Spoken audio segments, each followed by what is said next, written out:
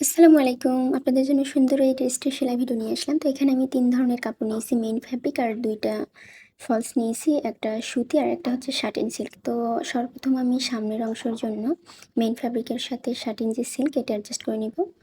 এরপর সুতি যে ফলস এটার সাথে অ্যাডজাস্ট করে নিব এবং রাউন্ডটা যেন সুন্দর হয় এজন্য আমি একটু কেচি দিয়ে কেটে নিয়ে উল্টিয়ে নিব। এরপর পিছনের অংশের মেইন ফেব্রিকের সাথে শাটিন সিল্ক এটা যুক্ত করে নিব।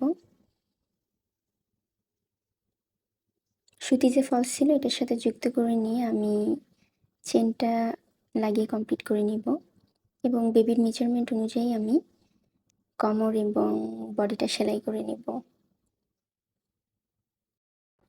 নিচের অংশের জন্য সর্বপ্রথম আমি সুতি যে ফলস এটা কুচি দিয়ে নিব। এরপর শাটিন যে ফলসটা ছিল এটা আমি কুচি দিয়ে নিয়ে সর্বশেষে আমি মেইন ফ্যাব্রিকটা কুচি দিয়ে নিব।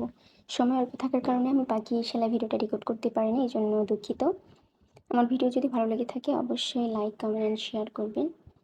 সকলকে ধন্যবাদ আমার ভিডিওটি দেখার জন্য।